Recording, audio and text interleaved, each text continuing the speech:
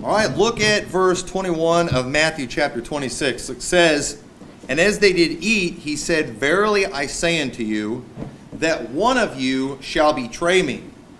And they were exceeding sorrowful, and began every one of them to say unto him, Lord, is it I? And he answered and said, He that dippeth his hand with me in the dish, the same shall betray me. The Son of Man goeth as it is written of him, but woe unto that man by whom the Son of Man is betrayed. It had been good for that man if he had not been born." Now, right there, that's pretty strong words right there. To tell somebody, better if you'd never been born, that's pretty harsh right there. And this right here, what we read is a story of the betrayal of Jesus Christ. And this, I want to preach a message about betrayal tonight and what to do with those who betray you. What should we do as a church if somebody betrays us as a church? How should we handle it if somebody as an individual, we are betrayed by somebody? What do you do in that situation? Because betrayal is a big deal. And I'm preaching this because we had a situation a while back here where there was a betrayal that took place. And honestly, it really kind of blew my mind the way it went down and what happened. And I've thought a lot about this. I've studied a lot about it. And I've realized that this is it is a very serious thing to betray someone. And we see in the story when Jesus said, one of you is going to betray me. He's talking to the disciples. He's talking to his inner circle. And he's like, one of you are going to betray me. And it says they were exceeding sorrowful. This is what? One of us would betray Jesus? This is serious. This is a big deal here. And, everybody began to question, is it I? And you're thinking, we have betrayal here. Some of you might be thinking, is it I? If you're thinking, is it I? It's probably not you, all right? No, there isn't anybody here. Because let me tell you something. Betrayal is a serious thing that will get you thrown out of a church. I mean, big time. And I'm going to show you how I think we ought to deal with these things. But to betray, the definition is to deliver in the hands of an enemy by treachery or fraud in violation of trust. Now, that's the thing you really need to get right there. Okay, when you betray somebody, it doesn't just mean you worked against them. It doesn't mean that you just had a disagreement. No, this is when you went and you plotted against somebody who was trusting you. You had been put in trust with something, and Judas was a man who was trusted. He was one of Jesus' 12 disciples. Jesus was the one, they trusted him with the money. He held the bag. And here we have this guy in Jesus' inner circle who they trusted him with their money. And this man, he uses his position as a disciple of Jesus Christ so he could go and get 30 pieces of silver. And then look at how he betrays Christ. Jump down to verse 45. It says, Then cometh he to his disciples and saith unto him, Sleep on now and take your rest. Behold, the hour is at hand, and the Son of Man is betrayed into the hands of sinners. Rise, let us be going. Behold, he is at hand that doth betray me. And while he yet spake, lo, Judas, one of the 12, came with him, a great multitude with swords and staves from the chief priests and elders of the people. Now he that betrayed him gave them a sign, saying, Whomsoever I shall kiss, that same is he, hold him fast. And forthwith he came to Jesus and said, Hail, Master, and kissed him. And Jesus said unto him, Friend, wherefore art thou come? Notice what Jesus calls him. He calls him a friend. Why? Because Judas was a friend. Wherefore art thou come? Then came they and laid hands on Jesus and took him. So Judas, he's somebody that's close enough to Jesus that it's normal for him to just walk up and approach Jesus and to embrace him and to lay a kiss on his cheek. That was how close they were.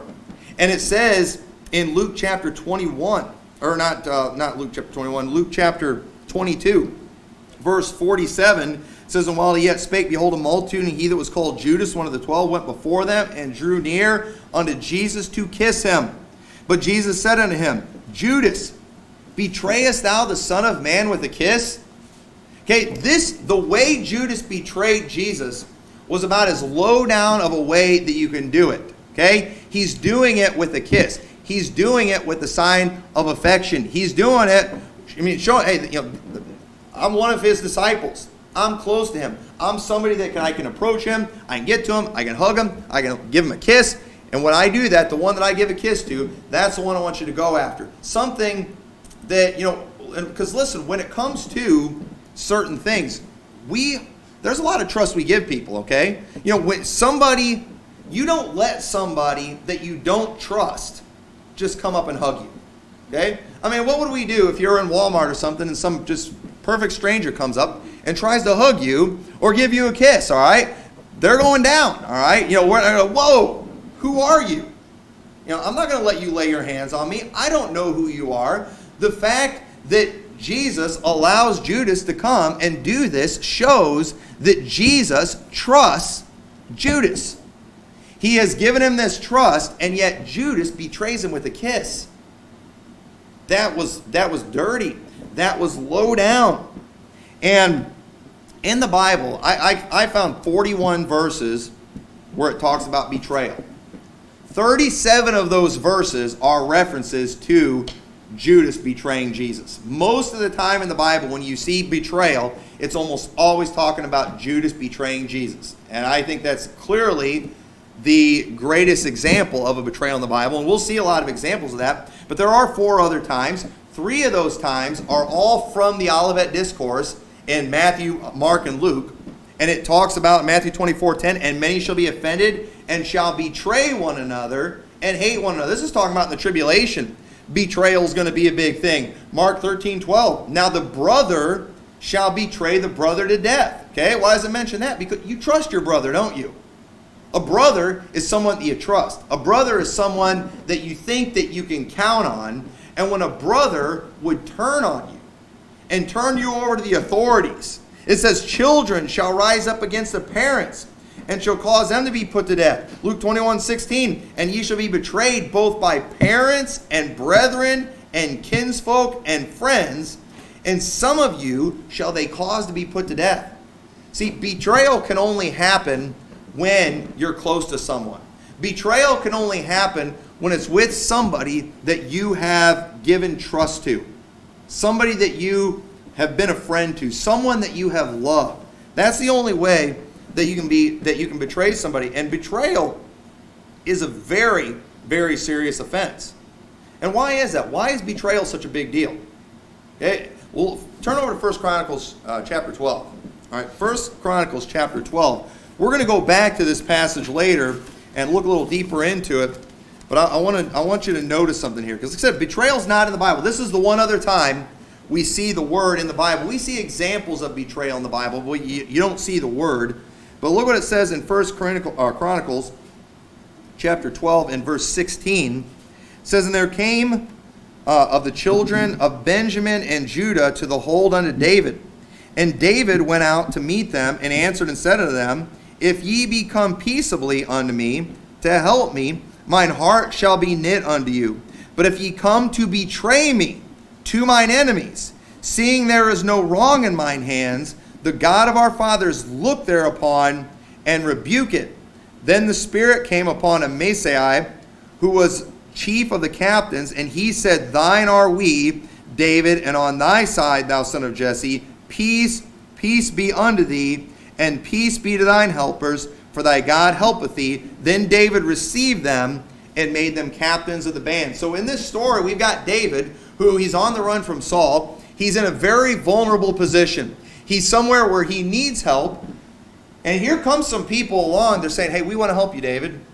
We're here for you. But David does not know these men. David yet needs them. Hey, I could use these men's help. I need these guys. But David doesn't know them. And if David trusts these men and they're bad, he's left himself wide open.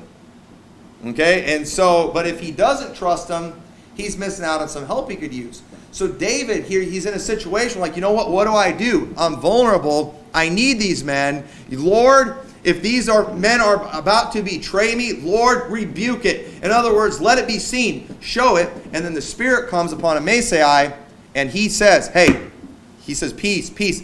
These guys are on our side. We can count on these guys. And so David ended up receiving them. Thankfully, God revealed it to David that he could count on these men, that they weren't there to betray him. But David realized that, hey, I'm in a tough spot right here. And you know what? Betrayal is a serious offense because often in life we find ourselves in a vulnerable position. We see throughout the Bible examples of nations and people that God was angry at because they took advantage of people. They took advantage of situations. I think it was the Edomites who hurt Israel when they were weak, when they were beat down. They showed no mercy. They were cruel, and God cursed them forever because of that. God hates that kind of thing. And let me tell you something. When it comes to church, when it comes to the house of God, you need to understand that one of the things that we have to do, there's really no way around this, is we are very vulnerable here. Okay? You know one thing, you know what we don't do in this church when people come here? We don't do background checks on you. We don't go and make you fill out a long form giving us all this information and social security number and then giving references so we can go calling up all these people to find out, hey, what do we got here? We don't go, when people come to our church, we don't ask them, hey, are you an infiltrator? Are you some sodomite just trying to mess people? We don't do that. And you know what? I don't want to do that. I don't want to do that. I don't think we should do that. But here's the thing. We do. We're opening ourselves up, aren't we? Remember the story in the Bible where Hezekiah allowed these men to come through and they showed him all the treasures, and it turns out these were bad guys. And they never forgot about all those treasures Hezekiah showed, and years later they came back and they took those things. Well, you know what? How do we know when people visit this church, they're not here just casing the joint because they're planning on robbing the place? We don't know. How do we know it's not some guy coming here just hoping to take advantage of the women? Or so how do we know somebody's not coming here just, trying to, just wanting to infiltrate, wanting to spread false doctrine? We don't know. But what do? We put ourselves out there. We make ourselves vulnerable. We put ourselves in a position where it's very possible that we could get hurt. And we do that because, we don't want to be scaring people off with background checks and things. And you know what? Maybe sometimes maybe people have stuff in their past. They've gotten right with God. They're ashamed of those things. We don't want to be bringing up those things and throwing them in your face. I don't want to do that, okay? I don't want to know about everything you did in your past. I determined not to know anything among you save Jesus Christ and Him crucified. But at the same time, I don't want our church to get hurt either. So, my prayer is, hey, when we let people in here, Lord, if this is the bad guy, if this is somebody that would betray us, somebody that would try to hurt us, Lord, rebuke it. Lord, reveal it. Let us know who these are. And because we've got to understand, freedom in many ways makes us vulnerable, doesn't it? I'm glad we have the Second Amendment. I'm glad people have the right to keep and bear arms. But you know what? It's physically possible for any of you to just shoot me. I'm just trusting that you're going to keep the law. We're all for conceal and carry here. We don't have a no, gun sign. We don't want to advertise to the criminals that we're a bunch of sitting ducks. We encourage y'all to do that, but y'all realize while we have that rule in our church that you're allowed to carry here, that we're trusting you. And for you to betray that trust would be dirty. I mean, really dirty. I mean, that would be unforgivable dirty. For you to just come in here and misuse that and hurt us. It's out on the road. There's just kind of an automatic trust we give people. People are out there on the roads. You're driving 55 miles an hour down the highway one way. They're going the other way. All they've got to do is that much effort, and they could kill us. But we're just assuming they're not going to do that. We assume people are going to do the right thing. And, that's the kind of world I want to live in. I don't want to live in a world where we got to all ride on these little, subway trains so nobody can ram each other with cars. I don't want to live in a world where we can't have guns and knives and things like that. I don't want to live in that world. And so in order for us to live in a world like that where we have freedom, there is a certain amount of trust that we just automatically give people. And when people betray that trust, they should be punished severely. For example, if you take a gun and you go murder somebody, you should be punished severely. You should be put to death. You were given the right to keep and bear arms. Our Constitution guaranteed you that freedom, assuming you were going to do the right thing, and you went and you abused that, and you hurt someone. You know what? You betrayed your country. You betrayed those people. You should be put down like a dog if that's what you do. Because freedom, in many ways, makes us vulnerable. And I'm okay. I want it to be that way. I want it to be that way. I think it's better that way. But somebody who would take advantage of our freedom is a wicked, low-down scumbag. And I want us to have freedom in this church. I don't want us to do background checks. And, I don't want to have to hire private eyes spying on you all, and making sure, I don't want to go hire some hacker to get in all your computers, make sure y'all aren't doing anything, working. I don't want to live in that world, all right? I don't want to live like that. And we don't do that. And so, but that means we're going to be vulnerable. We are a vulnerable church right here. And for somebody to come in this church and to take advantage of that, they are a scumbag. And betrayers, they take advantage of the good nature of those that they betray. Because we judge people based off of how we are in our own hearts. You know why we don't think our neighbor's going to shoot us? Because we would never go over and shoot him. Now, we might get worried if we've been messing with our neighbor, if we threw a rock through our neighbor's window, because in our nature, that's when we would want to do it, right? But when we're getting along and everything, we judge people based on how we are in our hearts. And that's how oftentimes, I've seen people get exposed. You had guys like Wesley Tomlinson. That was one of the things that got him exposed. He's out there trying to expose everybody else for nothing, just falsely accusing everybody of things. Turns out he's got the biggest skeleton of all in his closet. This guy's a murderer. And so, just completely, I found out why the guy doesn't trust anybody. He was always wanting to talk to me. He was always wanting to bring up, my daddy issues that I had. When this is the guy who bashed his dad's brains in after shooting him with a shotgun. What in the world? It all made sense. We judge people based on how we are in our hearts. And you know why we give people the benefit of the doubt around here? Because we would never do anything. We would never hurt somebody. We wouldn't betray somebody. We wouldn't take advantage of people like that. And we think I would never betray a friend, therefore my friend would never betray me. But you know what? A person who would betray, they take advantage of that. Hey, you know what? I just got this trust. I was given this privilege. They gave me this information. And meaning, we trusted you. Meaning, we counted on you, and you went and you used that. And that's sick. That is some sick stuff. That's a wicked, low down person. I think most cases a betrayer is a reprobate. I think Judas clearly was a reprobate. Jesus called him the son of perdition. He said it would be better for him that he would have never born. He didn't say, we just need to pray he gets saved. He said, no, it's better he'd never been born. You know why? Because Judas is in hell today. And Jesus didn't say it'd be great if he got saved. It wasn't going to happen. Anyone who could betray Jesus the way Judas did is a reprobate. And I don't think, and obviously none of us have ever been betrayed or ever will be betrayed at the level Jesus was. I think that was the most extreme form of betrayal that there ever was, for sure. But there are lower levels of it that we can experience. But betrayal robs innocent people of liberty. Why is it that we're always our liberties are under attack and being threatened? Because of the dirtbags out there that take advantage of that liberty.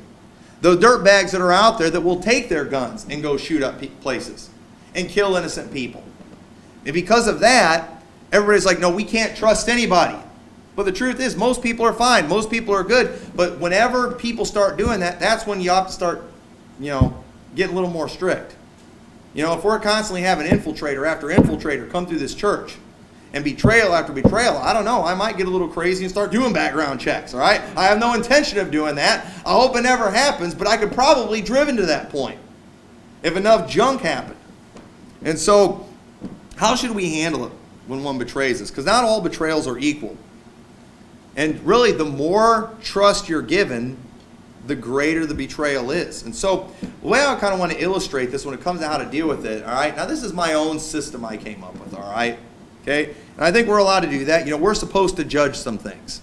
So I've come up with basically, there's 3 levels of betrayal. All right? There's a level 1, that's the least problem. There's a level 1 betrayal, a level 2, and a level 3. Okay? A level 1 betrayal, it's not going to be a huge issue. A level 2 betrayal, it will get you thrown out of this church with the hope of possibly coming back after you have pretty much groveled. All right?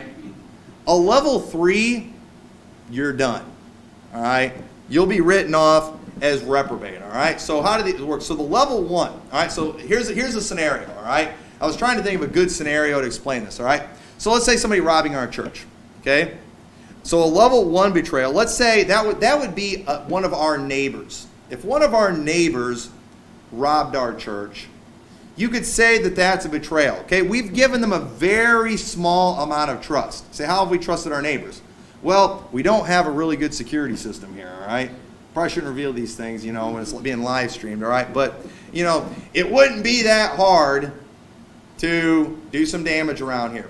We don't have a fence. We don't have a wall built around this place. I said, nothing state of the art. We don't have any of that stuff, okay? We're just assuming our neighbor's going to do the right thing. Our neighbors, they know our routine, don't they? They've watched us. They know when we have services. I mean, we've got our service times right out there on the sign.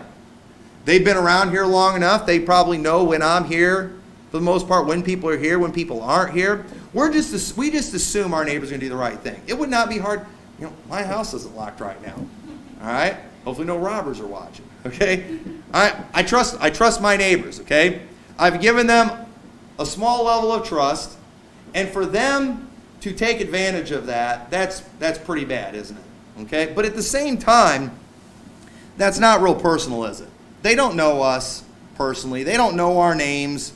We obviously don't completely trust them because we lock the doors, But at the same time, if that happened, that person's not a reprobate. It's just a thief. All right? Somebody trying to get ahead. They're a dirtbag. If they get caught, they ought to have to pay fourfold or go to jail in our society. Obviously, then we would probably have to assume that if they get out of jail, they might do it again, and we might have to take further measures. We might have to put up security cameras, and it would add extra expense to our church and be a big pain. But you know what? I'd keep praying for that person. I'd reach out to that person. I'd hope that person gets saved. And you know what? If that person did apologize, get saved, I'd welcome that person to our church. Okay, yeah, they robbed our church. You know what? They weren't saved. They didn't know us. Did you know that stealing, it is kind of a natural thing to want to steal when it comes to our sin nature? Isn't it kind of a natural sin nature to want to take something that's not yours? And if you don't think so, then how come, kids do it from a very young age? They try to take things away from their brothers and sisters, sneak things that aren't theirs, all right? How many of you have ever had a kid before, you don't have to raise your hand, that maybe shoplifted, took that pack of gum, took that little thing? It's kind of in our nature to do that. Okay? The Bible says do not despise a thief if he steal. If he's just stealing because he's hungry, he ought to have to pay sevenfold, it says in that passage.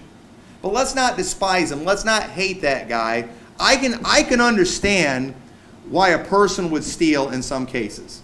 Maybe they're about to get their electric shut off and they're desperate. And so they think, the church has all got money, right? Well, they're going to be disappointed they come in here. They're going to have to sell something. But, steal our grand piano. I don't know. But, that probably wouldn't be worth the work that it would take. But, there's a lot of things that, there's a lot of reasons why somebody might steal. And you know what? Those things can be forgiven. It is a betrayal. But you know what? I'm not that worried about it, all right? But let's say somebody robs our church who's visited our church, okay? Now, I think we're a pretty friendly church. When people come and visit our church, we welcome these people. We shake their hands. We try to learn their names. We get those visitor cards. We want to get to know them. We want to be friendly. I want to go over to their house. I want to visit them. We want to be friends with people, don't we?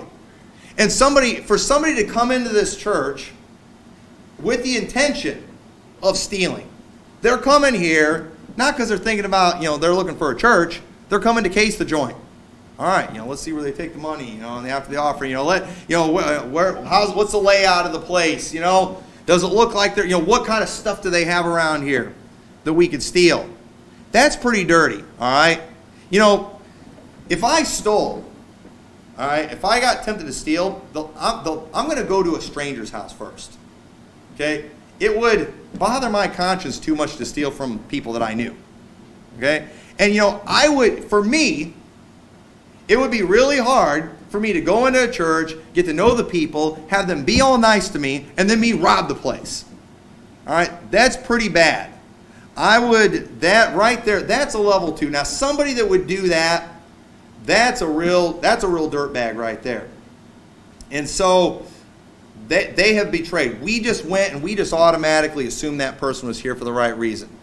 We were friendly to those people. We loved them. We wanted to find out if they were saved because we wanted to make sure they're on their way to heaven. And if they are on their way to heaven, then they're a brother and sister, and we want to treat them like a brother and sister. We want them to become a part of this church family. It's just how we are. It's automatic. And for someone to betray that, that's a big deal. That's pretty bad. But you know what? Even then, I think there could be hope for that person. But at the same time, before we would ever if that ever happened, somebody who would come into this church, get to know us, let us be friendly to them, and steal from us. If a person were to do that, I would have no right as a pastor, if I found out and got busted, just be like, you know what? I forgive you. And then let them keep coming to this church and not let all of you know about it. Because guess what? Guess what you are with people? You're going to treat them like your brother and sister. You might invite them over to your house for dinner. And then they might go over to your house just to be casing the joint, to see what kind of goodies you've got, so they can steal. You know what? As a pastor, I need to understand that, hey, people they're making themselves vulnerable. They're opening themselves up to these people. And if they are here to betray, and I see evidence that they might be here to betray, I should rebuke it. I should reveal it. Okay, but we're about restoration. We want to forgive people. So before I would ever let somebody like that back in the church, I'm going to make sure the whole church knows exactly what they did. Hey, Brother Steve, he robbed the church. He stole. He says he's sorry. And I can't imagine stealing from a church. We're going to give him the benefit of the doubt, but you know what? I think it's important you all know what this man's capable of doing. We're going to assume he's trying to do the right thing from here on out, but we're going to keep an eye on it. I think that's completely appropriate. That's what we ought to do. That's just being responsible. But then that level 3, that would be someone who robs our church that we gave a key to the building to. Okay? A lot of you in here have keys to this building. We've given you those keys, right? The fact that we gave you a key to this building, you have 24-hour access into this place. All right, and we've given a lot of those keys away. Okay? We're very trusting around here. I mean, if we gave you one of those, and now if you haven't got one yet, it doesn't mean we don't trust you, all right? Maybe you just haven't needed one, all right? All right, but we've given a lot of these keys away. That means we trusted you. I mean, that's about as much as you can trust somebody with building. Some of you all here before, I think the Gomers one time, we needed something from our house, and we asked them to stop, if they could stop and get it, or do something in our house. Let them just walk through our house. That would have been pretty dirty if it's like, I'm doing them a favor. I want to get a little something for it. And then, they take, some of our silverware or something, okay? Not that it's worth anything, or actual silver. But, that's dirty. The fact that we told them, hey, you can go in our house and it shows that we trust them. That shows a very high level of trust. You wouldn't do that just for anybody. And when somebody takes advantage of that, that is serious. A person that would do that, you can't trust them. They cannot be trusted. It would be irresponsible to trust them. And so, how do we deal with this? Well, in Matthew chapter 26, verse 24, we saw Jesus said, it would have been better if this man had not been born. He clearly was reprobate. And not all betrayals are equal. Judas is the extreme example of the worst kind of betrayal. He walked with Jesus for 3 years. He understood who Jesus was. And they put Judas in charge of the money. He was close enough, he was able to go to Jesus and give him a kiss. So how do we handle these different levels? Well, first off, when it comes to that level 1 betrayal, we would tighten security on that person, but we don't have to write him off. See, trust is not a right, it's a privilege. Okay? People have this attitude, teenagers have this attitude, Mom and Dad, you're supposed to trust me. Why don't you trust me? Well, because you lied. All right? You betrayed my trust. And you know what? Even if they didn't lie, okay? My boys, they've been honest, and Tommy's got a driver's license now, but that doesn't mean I'm going to let him go drive out to California. Well, Dad, you should trust me. You're 16 years old. You just got your driver's license. You're not driving out to California by yourself. You're not even old enough to get a hotel room on your own. Your government doesn't even trust you. I'm not, it's not just automatic. People think I should be able to do whatever I want. I haven't done nothing. No, trust is not automatic. You earn trust. Hey, let's see how you are driving around local. Let's see if you can stay out of trouble. Let's see if you can keep from getting in a wreck. Practice some responsibility first, and then we'll see. Trust is not a right, it's a privilege. Nobody owes you trust. You have to earn it. Okay? You have to earn trust. And when somebody does, they're just generous and they give you trust. You're a dirtbag if you betray that trust. And so that with the level one, that person that's out there, they get saved or whatever, we're going to watch that person, tighten security on them, keep a closer eye on them, but we're not going to write them off. But look, turn over to 1 Chronicles chapter 12. Back there, we looked at there earlier. I want to show you something on here. So in that level 2 betrayal, all right, this situation with David and these men that came to help him, I would call what David was afraid of here a level 2 betrayal. Okay, and the reason for that is because David did not know these guys. Okay, David didn't know them. He didn't know who they were. David had not entrusted them with anything. But David is about to, he's about to entrust them with something. Okay, and he does need them. He needs them. He's wanting to use them, but at the same time, notice what he said there when he's in this situation, he doesn't know what to do. And then he says in verse 17, and David went out to meet them and answered and said to them, if ye be come peaceably unto me to help me, mine heart shall be knit unto you. But if ye come to betray me to mine enemies, seeing there is no wrong in mine hands, the God of our fathers look thereon and rebuke it. Okay? So in the level 2 betrayal, when a person does something like that, somebody who would be low down enough to sneak in here and come visit our church and get to know us and smile and shake our hands and act all friendly and let us be nice to him when he's plotting against us, a person like that needs to be exposed. A person like that needs to be drug out into the open. It needs to be known before all who would potentially get involved with that person.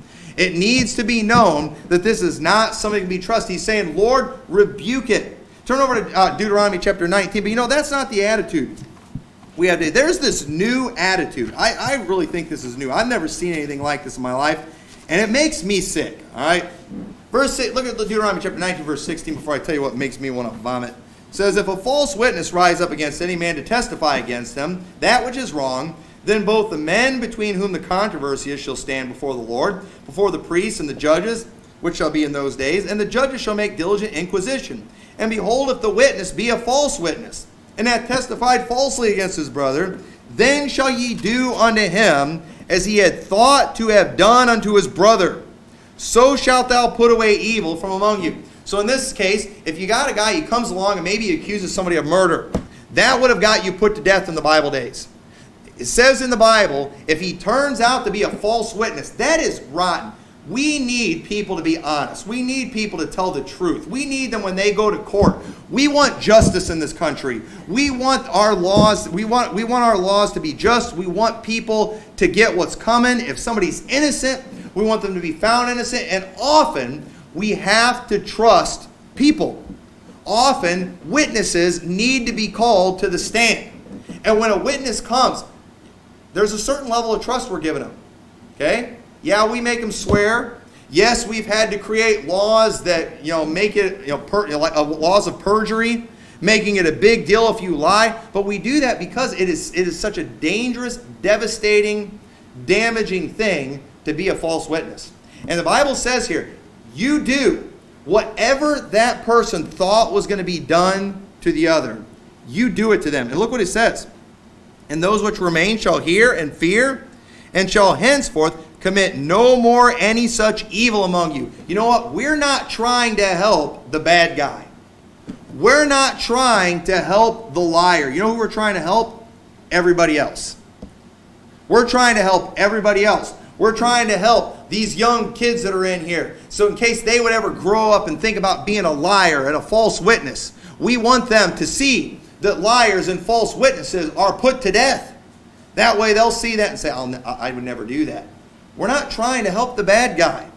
That's not what our laws are meant to do. Our laws are meant to help the good guys. And look what it says in verse 21. And thine eye shall not pity. Eye for eye, or shall go for life, eye for eye, tooth for tooth, hand for hand, foot for foot. It said, thine eye shall not pity.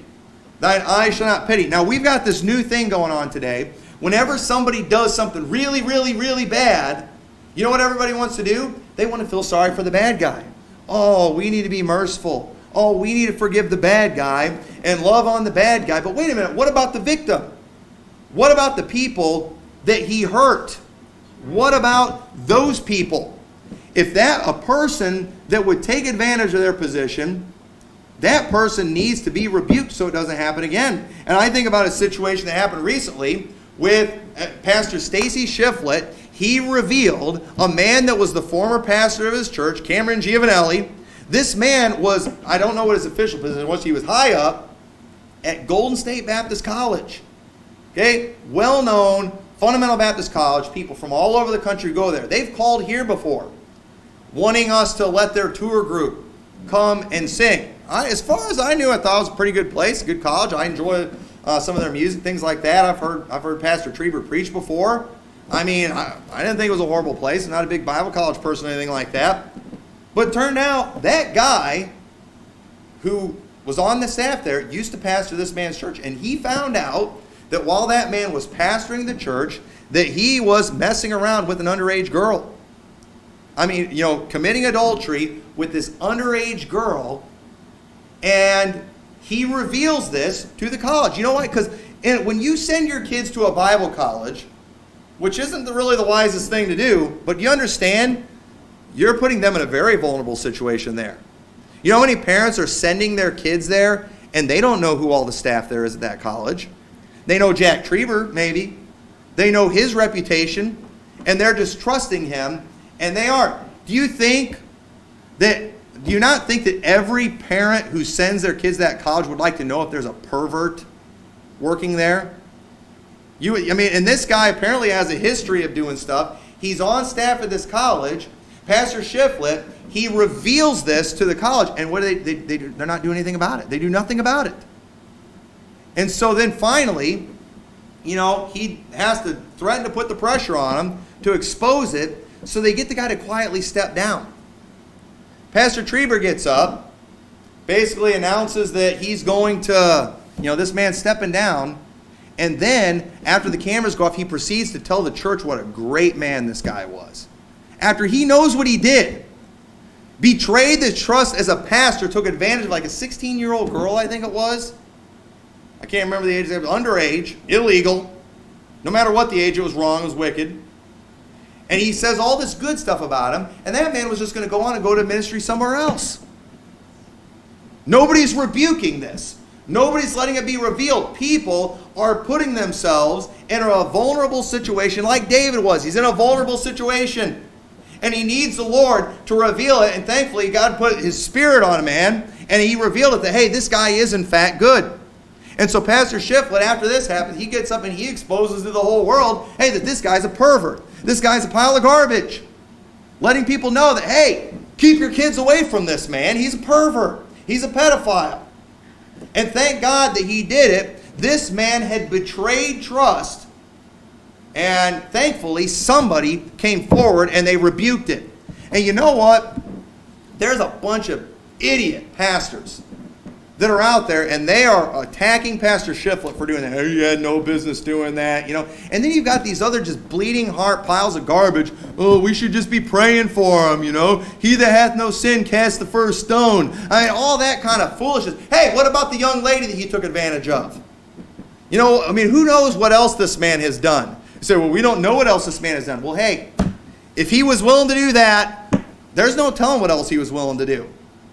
And I'll say a little more about that in a little bit. But we've got this twisted mentality. We've got this attitude that we want to show just how loving and forgiving we are. So we put it all on the bad guy that takes advantage of people. The Bible says, thine eye shall not pity him. Was talking about that false witness. You do what would have been done to the person that he lied about. And if that means put him to death, you put him to death. You don't let your eye pity him. And we see these guys out there. My wife saw it. Two guys publicly known that have been in scandals. Well, I don't know anything about cover-ups in the Baptist world. When she told me that, I'm telling you, man, I was ready to make a video. I was like, are you kidding me? Yeah, you know who a lot of these people are that are sticking up for the pervert? Other perverts.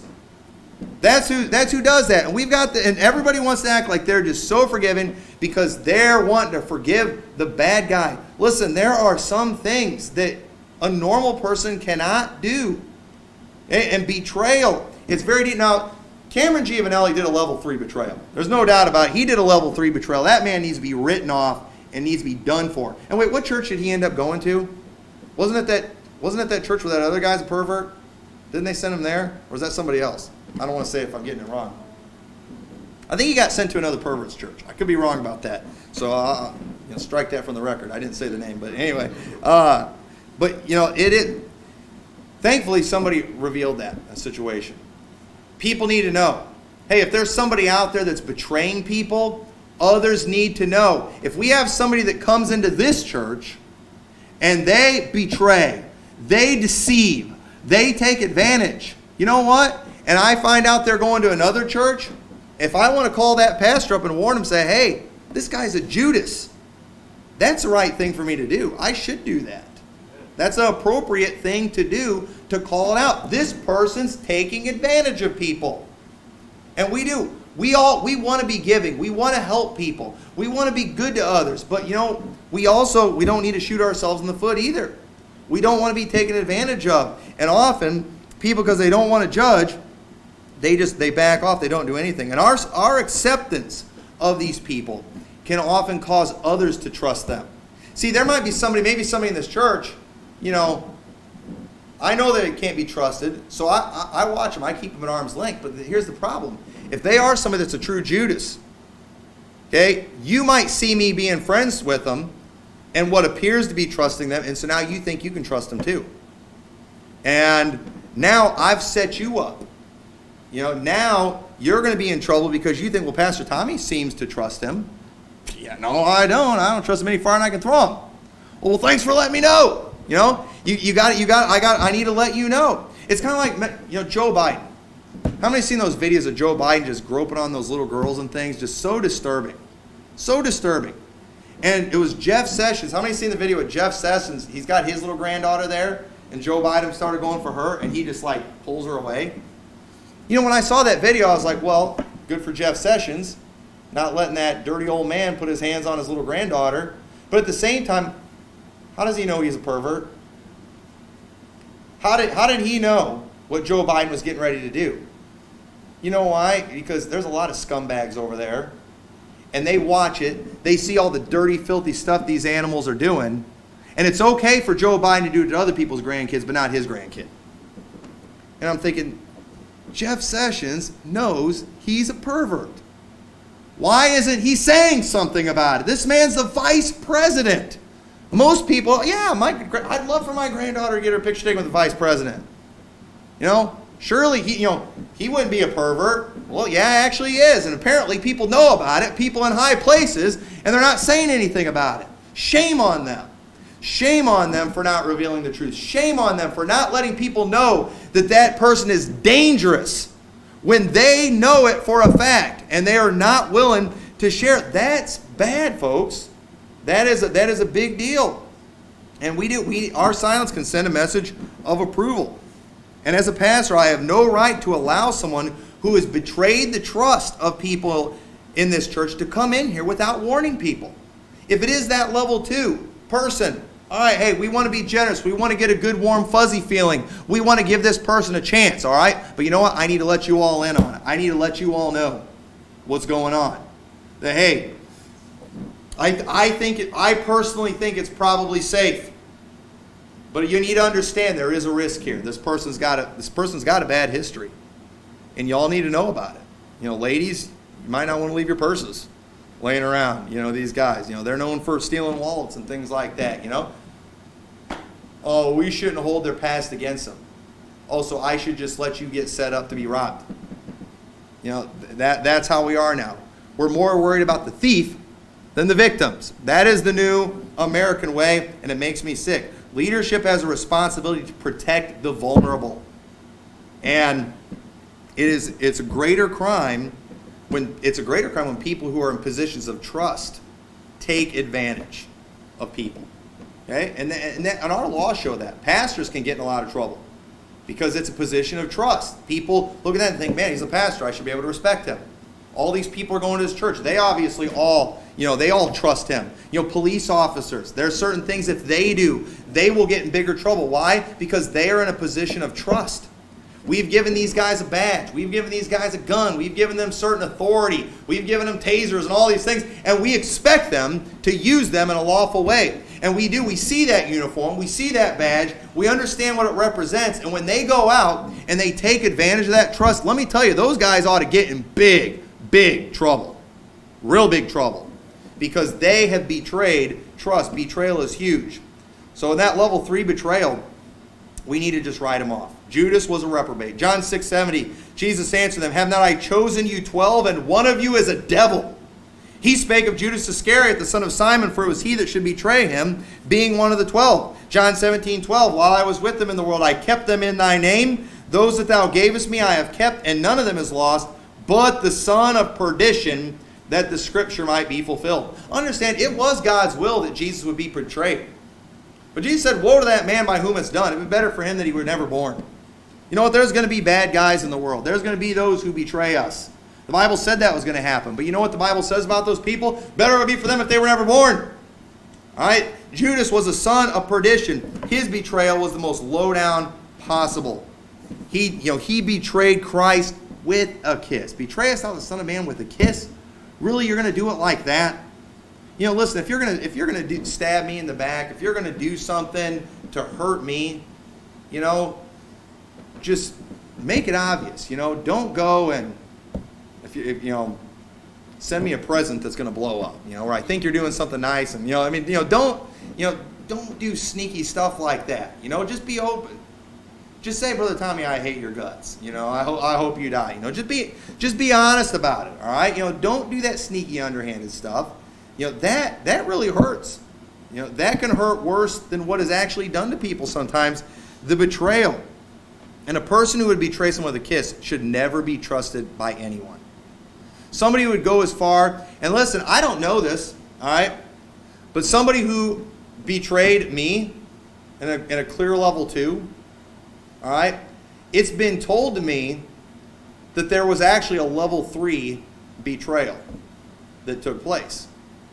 Now, I don't know if that's true or not. I don't know if that happened. But here's the problem.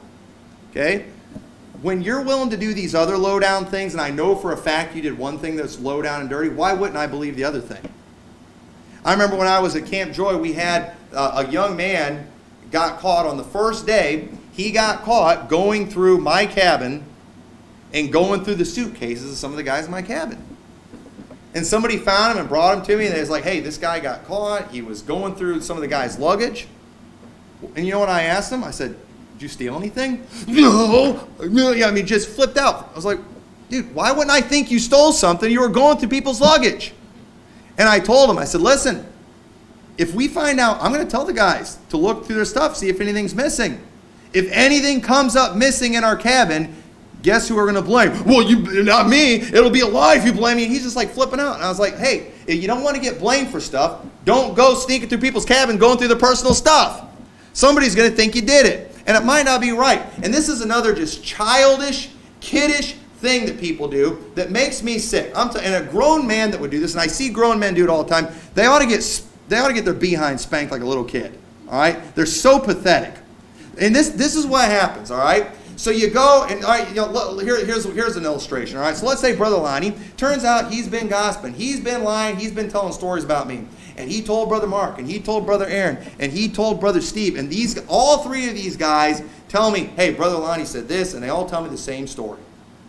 And then about all these things he did. But then Brother Eric comes, and he's like, yes, he just wants to get in on the action. He wants to be a part of the conversation. He's like, yeah, he told me the same thing too. And then I go to Brother Lonnie. Brother Lonnie, is it true that you told Brother Mark and Brother Aaron and Brother Steve and Brother Eric, this and this and this? No, that's a lie.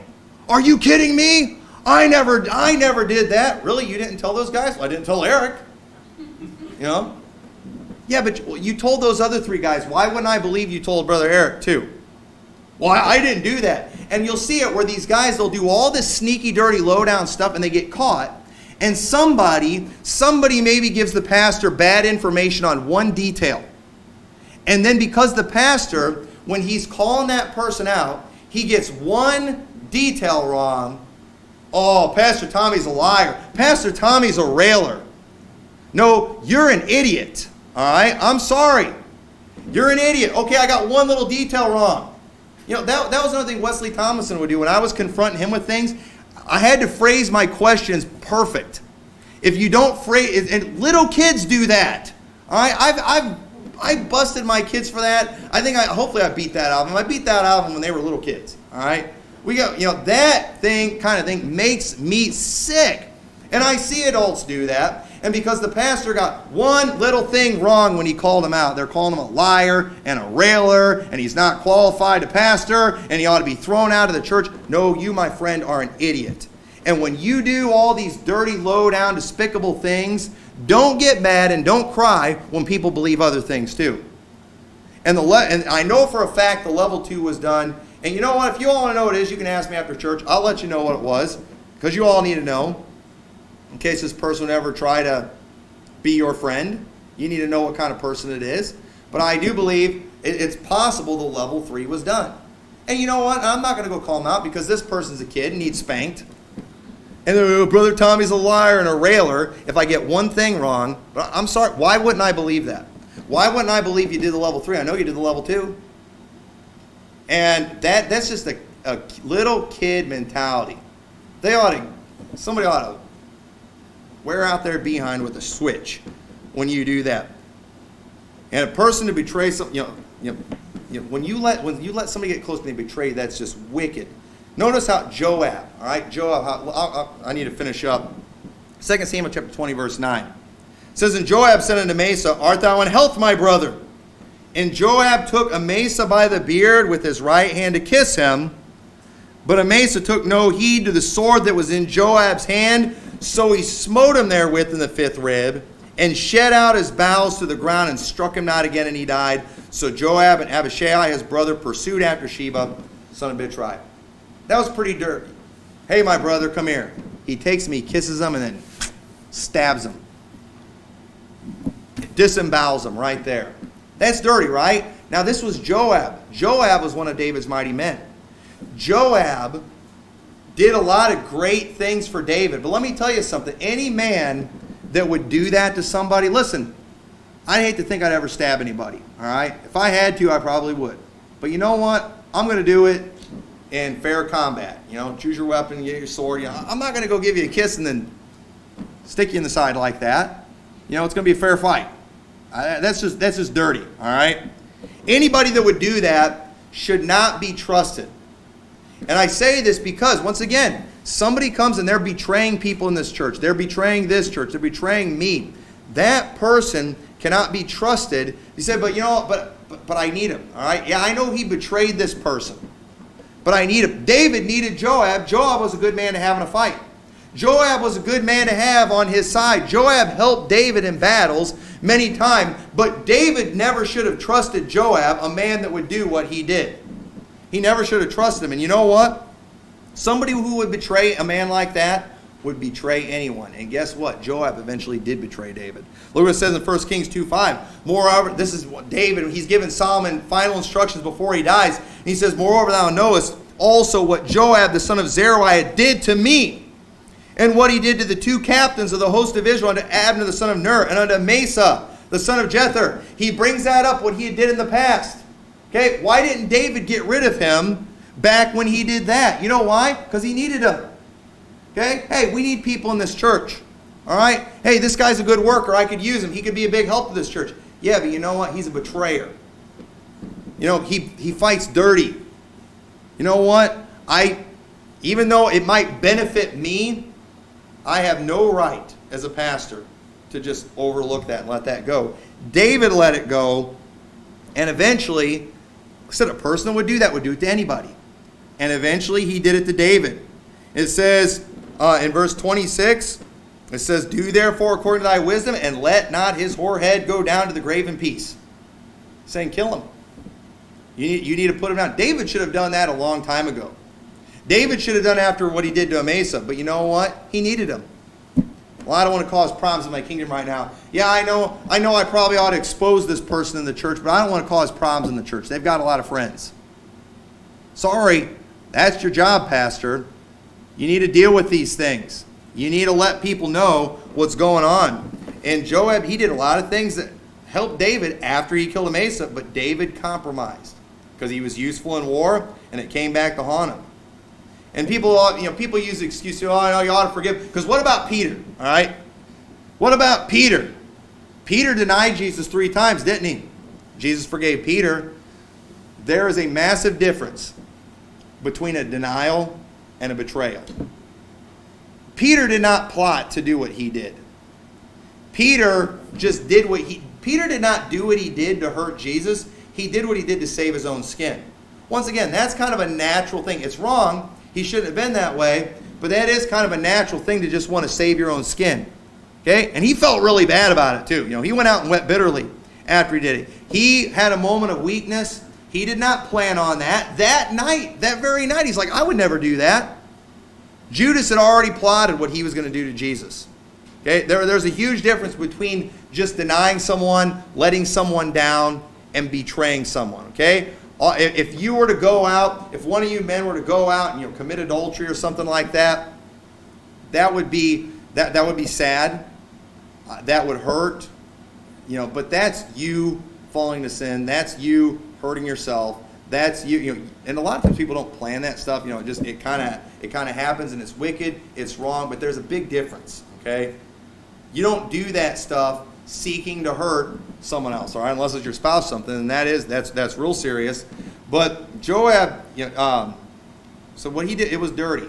David never should have trusted him, and David paid for trusting him. He should have dealt with it after what he did in the past.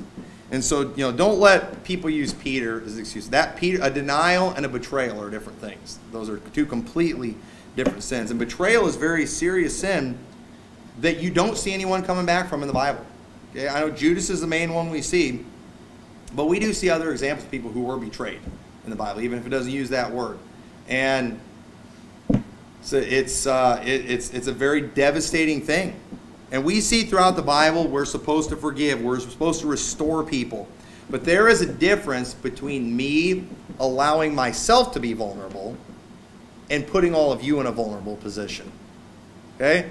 Hey, if I want to do that, if I want to put my arm around somebody I know is a pickpocket and take that chance, I can do that. All right? It'd be my pocket he's picking. Okay? But I shouldn't ask you to be in that when I know that. That would be wrong.